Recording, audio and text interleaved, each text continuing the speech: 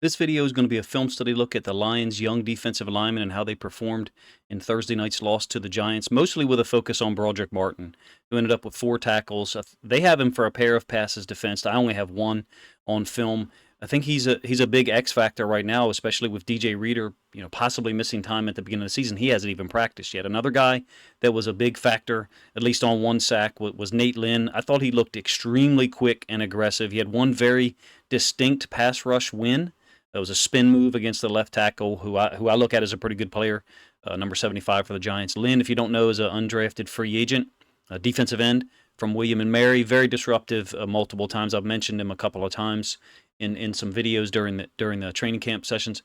Isaac Ukwu had a sack and was similarly active against the run at times, pretty much playing off to the weak side. I will spend, the last play I show you, I will spend significant amount of time talking about the boundary side run game. I know I mention that often with Ben Johnson's offense, and if you watch any of my Ravens film, I do the same thing, talking about Todd Monken and how he attacks to the boundary. So I want to spend a little bit of time explaining my rationale for why I do that and why I think it's a larger focus, particularly with the hashes in the NFL being so tight, basically more room to the boundary in the NFL than there is in college and certainly in high school.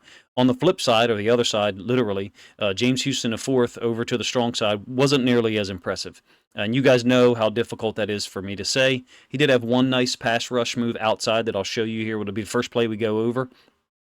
He's playing to the tight end side a lot, often dropping in coverage on pass reads. I'll give you 2 examples of that. I get it. He's capable of it. He's athletic enough, along with Derek Barnes, to be that Sam linebacker, whatever your terminology is. 4-3 Sam is a guy who walks down on the line of scrimmage. Slid 50 is a 3-4 with the Sam linebacker already on the line of scrimmage from a foundational standpoint, who would walk back when he's stuck into the boundary. And you'll see an example of that here during this video as well. I understand Houston is more athletic than guys like Davenport, Lynn, or Ukwu, so he fits with the Barnes structure playing over to the tight end side. But I can't disagree with people who say he's miscast. But this is the preseason, and he needs snaps on the field, whether it's at Sam or at will. And in this day of age of offensive football, the tight end often motions or trades from one side to the other, so the strength of the formation can flip at any time. Would I still like to see James Houston IV get 8 or 10 pass rush opportunities per game? Yes. Do I wonder if how they're deploying him in the preseason does not ensure those opportunities? Yes. Meaning, if he's not playing well at Sam, how is he going to draw more time, more chances at the will linebacker that those other guys are at? Let's get to the film so you guys can see for yourself. I think I've got 9 plays queued up here. This first one is the first possession. Pretty much all end zone angle film. We will give you one all 22 view. This is the 3rd and 5. Rakestraw played very well, if you ask me. I think both of the rookie corners did. If you guys didn't check it out already, I did a film study on those guys that came out Friday afternoon. Here's James Houston IV on a speed rush. Again, you can see he's to the tight end side. This is Ukwu over here to the opposite side. It's a 3rd down nickel. So in terms of Thursday night, the Lions are playing man, which is a good thing as far as James Houston is concerned, because even though he's got the tight end, he doesn't have to necessarily worry about the run, because when you're playing man, you have someone lined up in that position to help you with the gaps to that side. Allows him to attack to the outside. He does look a little bit more bulky to me. He's also got what looks like a brace, perhaps, on his right knee. Does he look like the same guy that speed rushed and set the Detroit sports world afire in 2022? I don't know. Let's see him get some more pass rush opportunities in the preseason before we judge everything in its totality. I think he played 28 snaps on Thursday. I could be wrong with that number. All right, second possession, another 3rd down. This is going to be the sack by Ukwu, who is off on our left side. I'll let it flow multiple times. Not sure if you guys like seeing it go through multiple times. I think 75 is a good player for the Giants. I like him. Ukwu and Nate Lynn have a couple of reps where they try to run multiple moves at him, and he handles them well. Houston is over here to our right, again to the tight end side, into the boundary, and Ukwu is off to the field. There wasn't much chicanery, or there wasn't much attempts by Aaron Glenn to show one thing and play a different coverage in the nickel set, that is. And this is 3rd and 3, so the nickel is on the field. You're basically getting what you think you're going to get pre-snap, which is man. Uku ends up to the top side. He's an athletic dude. He's got a great build, a great frame, if you ask me. How he fits into the Lions in 2024, I mean, it's anybody's guess. But you've got Aiden Hutchinson, you've got Marcus Davenport, James Houston at fourth. Derek Barnes will spend some time out there at the edge. But Uku's playing well for an undrafted guy. I think he's Mississippi, very active, if you ask me, attacking. Again, not having to deal with the tight end. Rakestraw is the guy who I believe, along with 39, causes this to, I guess, be classified as a coverage sack. 39 is on the tight end here. Rakestraw is off screen to our right up top. I'm trying to record this one way through, so the mistakes will stand. My apologies. You can laugh about it if you want. But Drew Lock is attempting to throw the football, pump fakes because of the good coverage against the tight end, and Rakestraw, who's off screen. Again, it's a third down. Ends up being the first sack of the game, first sack of the season. Third one, this is a 4-3 look by the Lions. You do get pancake. It's Wingo, I believe, getting pancaked by the 3 technique. Again, it's 75. This goes down as a 4-yard run. A couple of things to note here. You do have 12 personnel, and Houston is on the, quote, wrong side. So he's not always to the tight end. They've walked him back. So this is really a 4-3 look. You have Reeves-Maben, 51, and then 41 Houston as your 3 inside linebackers. Get a nice little combo on Brodric Martin here by the center and the right guard. You can see the open window for Houston, but he's not an inside linebacker, so those instincts and that block destruction here aren't the same look. He doesn't have same foot, same shoulder, more power. His right foot isn't in the ground, so it's just a position that he's not accustomed to being in. Certainly wouldn't be his relative strength. Let's at least put it that way. But you do get a pancake over here on the combo with 75, and then Martin is able to hold his ground. You can see that toe in the ground right here. Left knee lower because that's the double team side. Able to withstand the charge, turn and defeat the block or escape the block and hold him to a 4-yard gain. I think it was a 4-yard gain. Maybe it was 3. Uku has help over here to the tight end side. So initially he's peeking inside. Strong safety is outside gap for him. And then as the running back looks like he's going to jump cut it to the outside or left, Uku peeks outside, forcing the running back in there as well as 39. One of Brodric Martin's 4 tackles on the night. It's nickel defense. You're going to get a chip on Uku over here to the left side. This is the interception, obviously, by Brandon Joseph. We're here to focus on the D-line. You said the same guys in the game. Houston, away from the tight end to the field. Wingo, Brodric Martin, and Uku. Uku's got to deal with the chip. The tight end is no factor here. You're playing man, again, because it's nickel. Chip by the running back. Houston really isn't getting much going either. Pretty much inconsequential in terms of the pass rush on that play.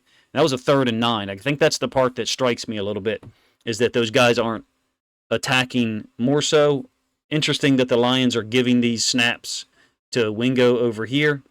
They're keeping 2 traditional defensive tackles on the field in an obvious passing situation.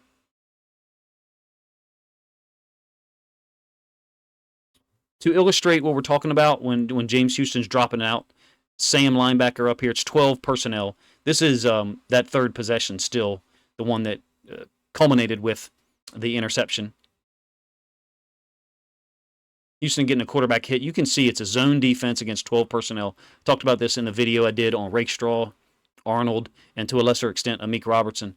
The differential in the pass drop. Some would say, well, he doesn't look like he knows what he's doing. Yeah, he does. He's trying to figure out if it's run first. So if he's got some type of run to the side, they need him in this area. They need him forcing the ball inside, being the edge defender. Because he recognizes pass, he's going to be later getting to the second level compared to all of these guys. As coaches, we draw up the coverage, and this guy's feet are in this area here as your 5 under in a 2 deep 5 under look or umbrella. But because he's lined up on the line of scrimmage, he's got a tougher job as a Sam linebacker. That's why those guys have got to be more athletic than the Will or whatever you want to call him. It's a play action, no pass rush to speak of. Locke has a significant amount of time over there. Has to dump it out of bounds.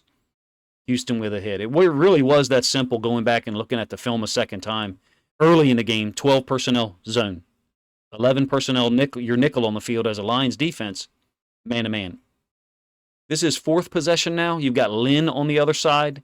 Nice little spin move, if you ask me. It's a 3rd and 10. Ball is incomplete. Amik Robertson, I thought, played really well. I have no idea what the PFF grade was. I really don't care. People on Twitter mention those things to me, and I try to kindly respond with, I just don't pay attention to those things at all. Lynn with a nice little tight spin move to the inside. Houston over here with 77, a little bit of a later spin. I like Lynn's athleticism. I mean, I knew he was a good athlete. Undrafted guy out of William and Mary. Again, I've told you guys multiple times. I know some people who know him or who have coached against him, and they talked about how athletic he was at 6'3", 260, 255, 258, something like that.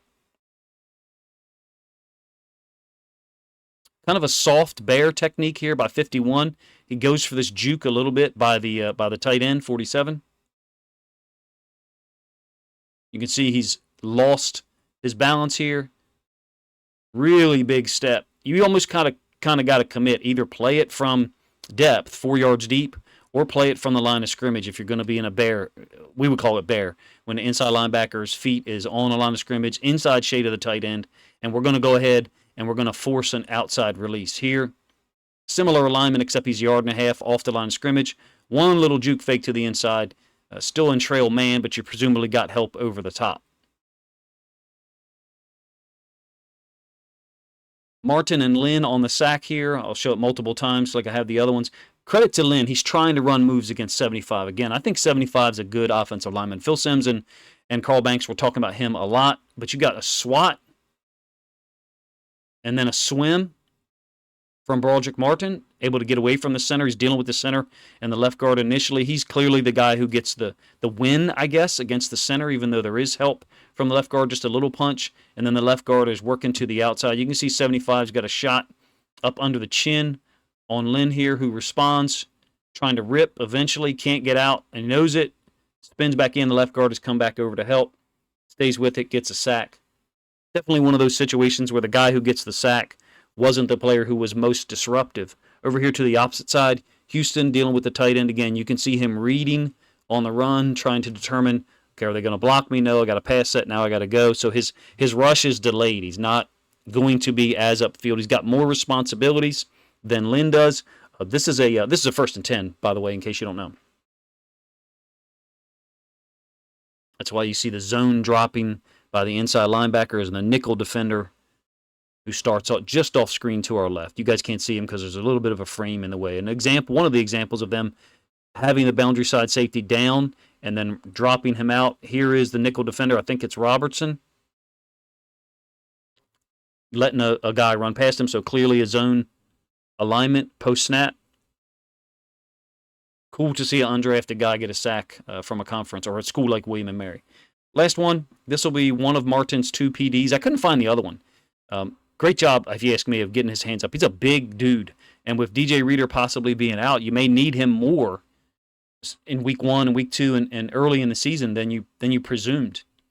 Lynn is up to the top side against 75. He's definitely feeling confident because he's trying a little jump swat with his inside hand, and it doesn't work. 75 stays balanced.